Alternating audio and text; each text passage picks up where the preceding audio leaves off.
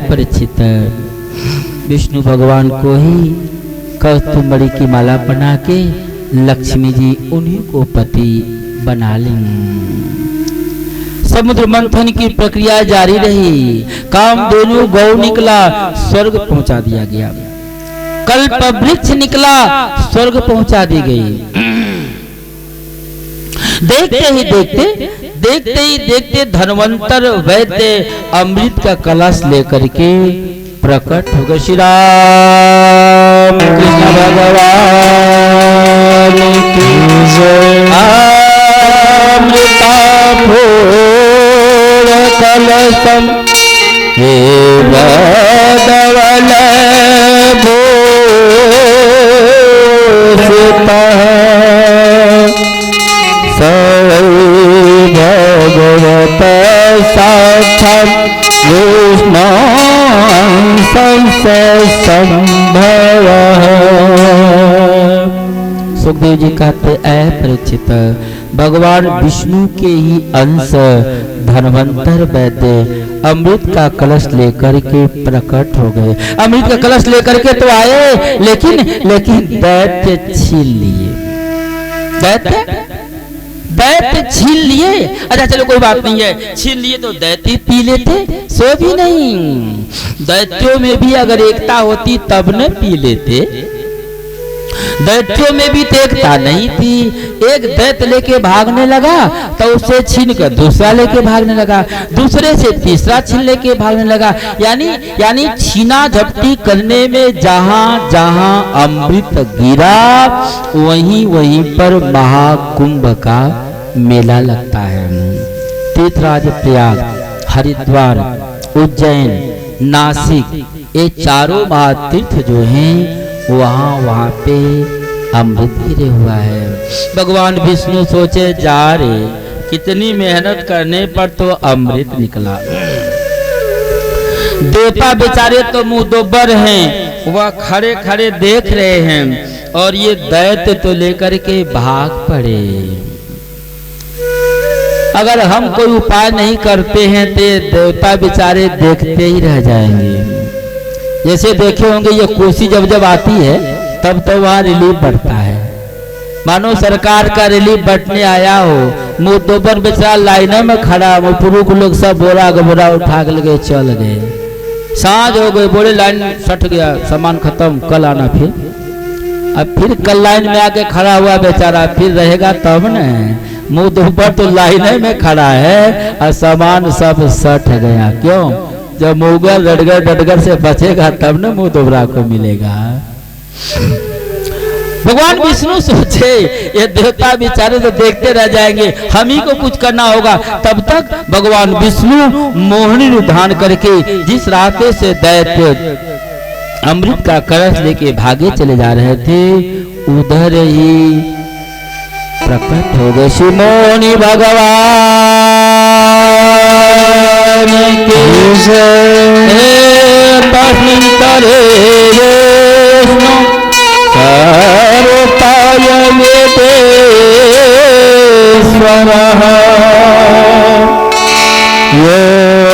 योऽसुदरूपं निदेशं दधार परमाद्भुतम्। श्री सुखदेव जी कहते ऐ परीक्षित, हल्का हल्का कपड़ा पहने हैं, एक हाथ में गेंद लिए हैं, इठलाते मिठलाते जिधर दैत्य उस अमृत के कलश को लेके भागे जा रहे हैं उसी रास्ते से चले आ रहे हैं। और जब दैत्य देखे तो अब तो दैत्य भी उधर ही चल पड़े। अमृत का कलश लिए हैं, मोहिनी धारण के भगवान विष्णु को देते हुए बोले ऐ देवी यह अमृत का कलश है, इसे तुझे जिसे पिलाना हो पिला दो। और हम दैत्यों को अपने रूप रूपी अमृत का पान कराती रहो ना। अब तो मोहिनी धारण के भगवान विष्णु अमृत का कलश ले लिए। भगवान विष्णु मोहिनी धारण के भगवान विष्णु सोचे अगर अपना परिचय नहीं करा देता हूँ तो बाद में ये दैत्य कहेंगे कि हम सबों के साथ छल हुआ। ये दैत्य बेचारे भी समुद्र मंथन में काम किए हैं, बराबर के भागीदार हैं। अगर इनसे नहीं कहूंगा न तो ये सब कहेंगे हम सबों के साथ छल हुआ। तो मोहिनी दान के भगवान विष्णु बोले, ऐ दैत्यों, जानते हो कि मैं कौन हूं? दैत्य बोले, कौन हो? स्त्री हो? बोले, सो तो ठीक है, अरे स्त्री हूं, लेकिन मैं वेश्या हूं। ऐ दैत्यों, सालाव करामित्रम सुराम सुरवृषः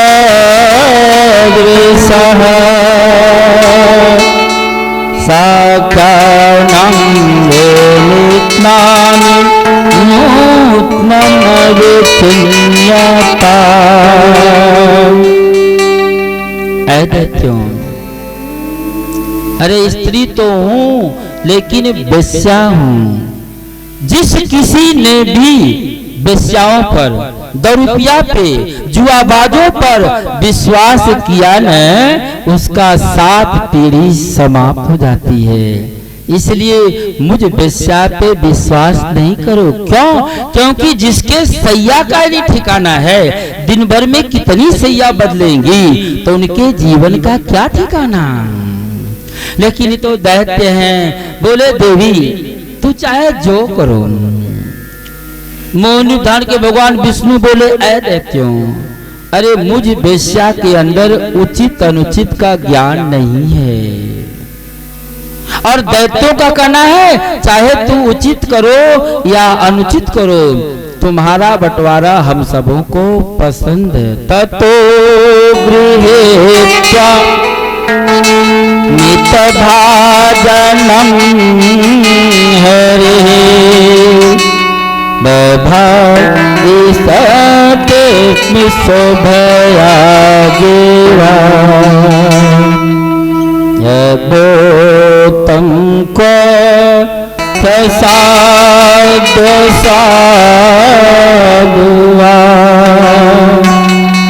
प्रीतम मया विभूति सुधामणिम्।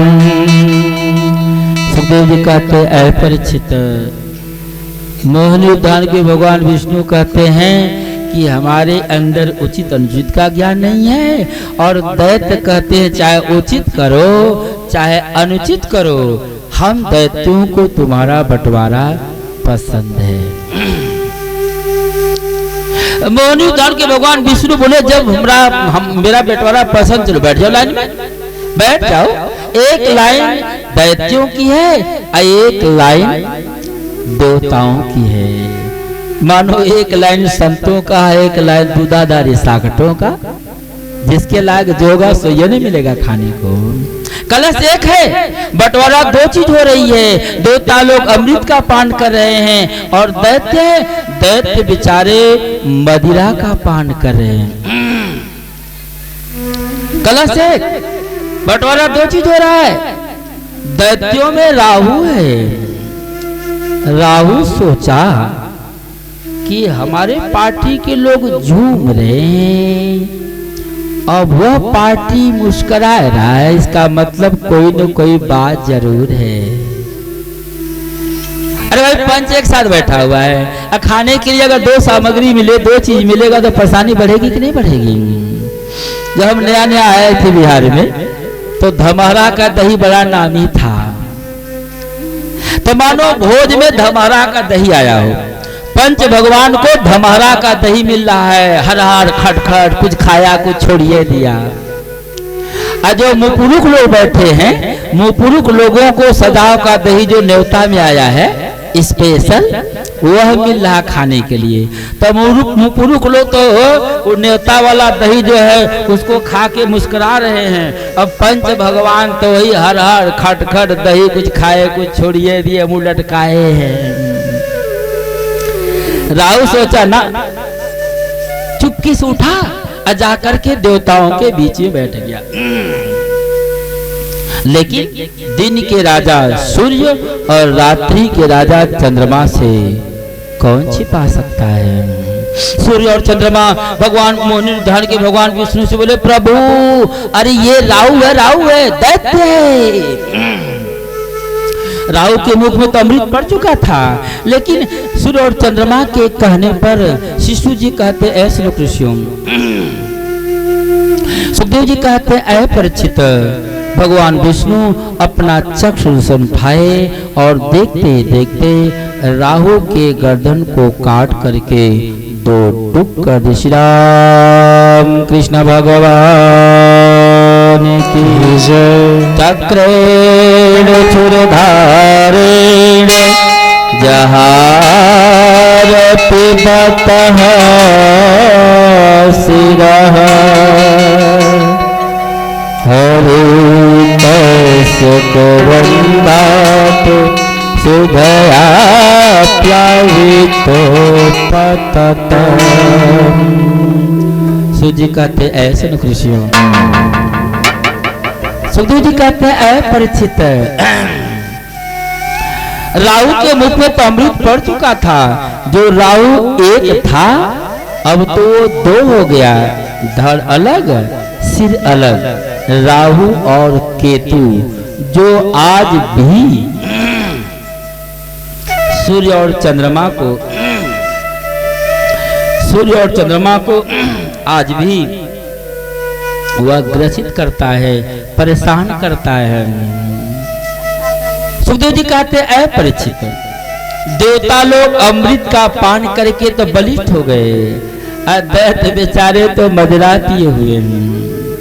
अच्छा, राहु जब देखा कि देवता लोग कुछ अच्छी चीज पी रहे हैं या भिन्न चीज पी रहे हैं, जाने लगा तो कम से कम अपने बगल वाले को संग कर लेता।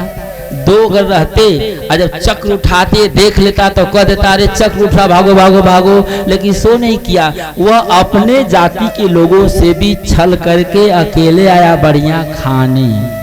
अच्छा, जब अपने भैयारी में भी झेल करेंगे, कपट करेंगे, छल करेंगे तो दंड मिलेगी नहीं?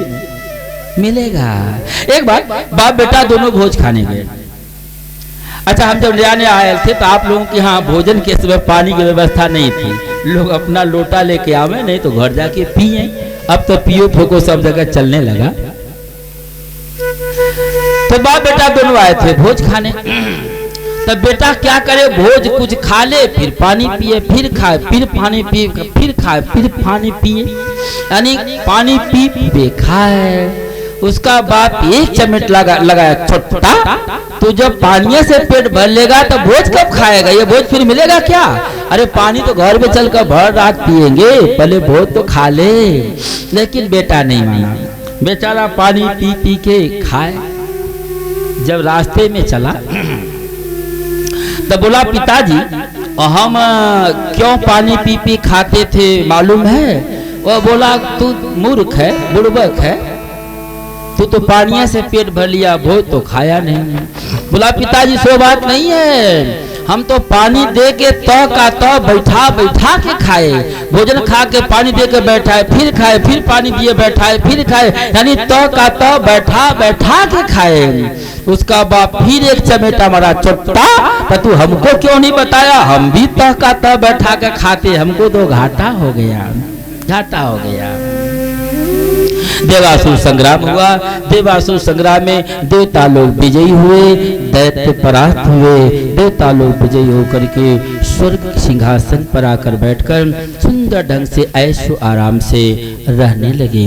शिशु जी कहते, ऐसे नुकृषियों। सनकादिक जी कहते, ऐ नारद। गोकर्ण कहते, ऐ धुंधकारी। अरे समय के 24 घंटे होते हैं। हर मानव को चाहिए कि जब भी समय मिले, कम से कम नहीं ज्यादा तो सोकर उठने के समय और सोने के समय कम से कम भगवान का नाम लेना चाहिए। अरे सुबह शाम हरि सुमिरन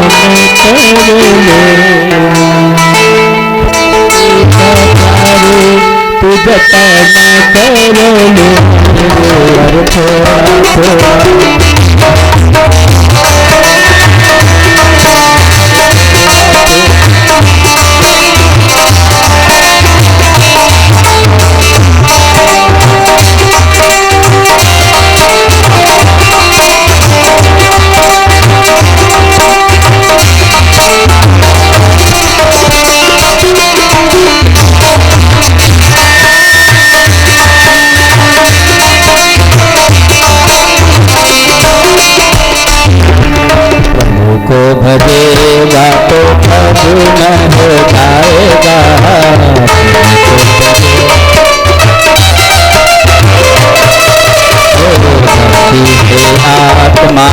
मैल छूट जाएगा, भक्ति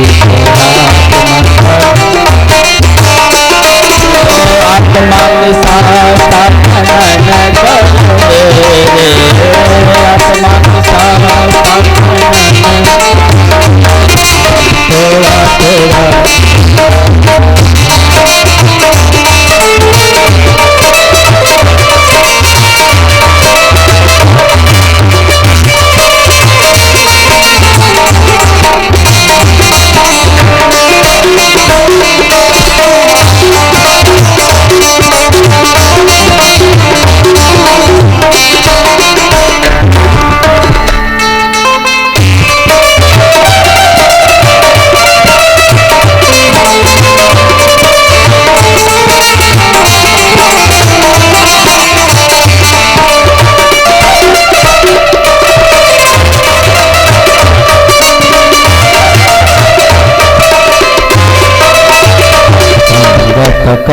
अच्छे लोगों की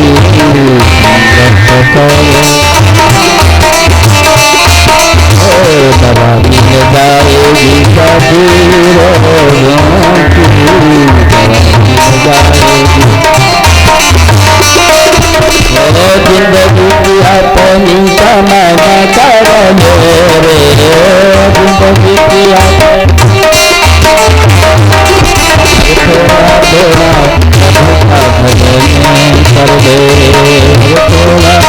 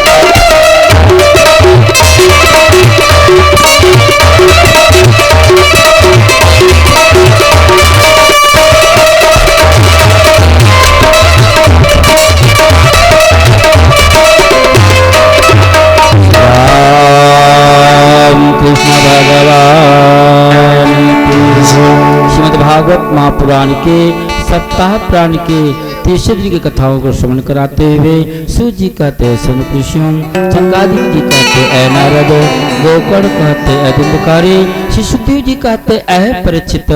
श्रीमद्भागवत महापुराण के सप्ताह पुराण के तीसरे दिन की कथाओं को विश्राम होते ही प्रेत योनि में रहने वाला धुंधकारी जो बांस के अंदर बैठे था, वह तीसरे घाट को फाड़ करके चौथे पोर में प्रवेश किया। श्री राम कृष्ण भगवान की जय। भागवत महापुराण के सप्ताह पुराण के तीसरे दिन की कथाएं आज हम सब लोगों का विश्राम हुआ। श्री राम कृष्ण भगवान की जय। ध्यान देंगे सुबह 8 साढ़े 8 बजे से 11 साढ़े 11 बजे तक हम सभी लोग श्रीमद् भागवत महापुराण के मूल पाठ को संस्कृत में श्रवण करेंगे। उसे ही विस्तार रूप से कथा के रूप में लगभग 3 साढ़े 3 बजे से रात्रि 8 साढ़े 8 बजे तक कथा को श्रवण करेंगे। पुनः ध्यान दें, जिस ब्रह्म की कथाओं को लिखने के लिए श्री वेदव्यास जी श्रीमद् भागवत महापुराण की रचना किए हैं, कल कथा के अंत में उसी ब्रह्म का प्राकट्य होगा। भगवान कृष्ण अवतार लेंगे।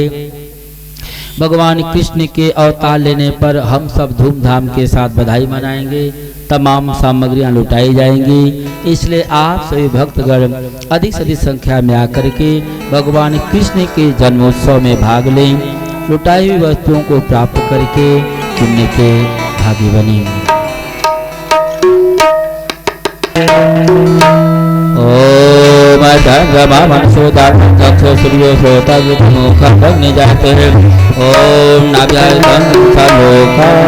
कल्पयम् तदेव लग्नं सुदिनं तदेव ताराबलं चन्द्रबलं तदेव विद्याबलं दैवबलं तदेव लक्ष्मीपते तिमस्मरामि सर्वदा सर्वकार्येषु नास्ति समङ्गलम्। येषां तो भगवान् मंगलाय तनो हरि।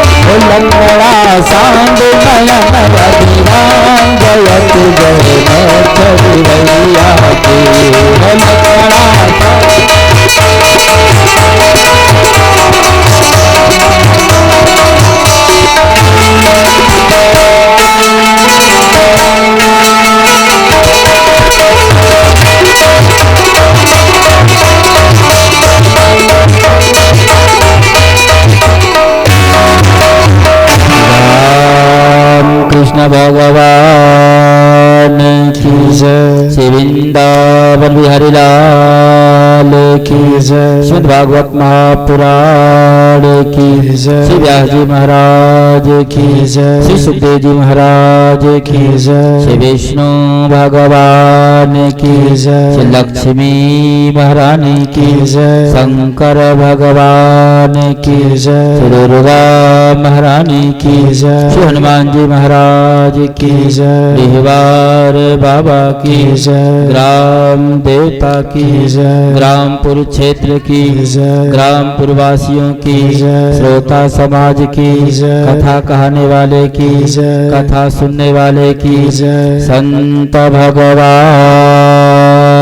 की जय। धर्म की जय हो। धर्म की जय हो। अधर्म का नाश हो। अधर्म का नाश हो। हर हर महादेव। जय जय श्री राधे।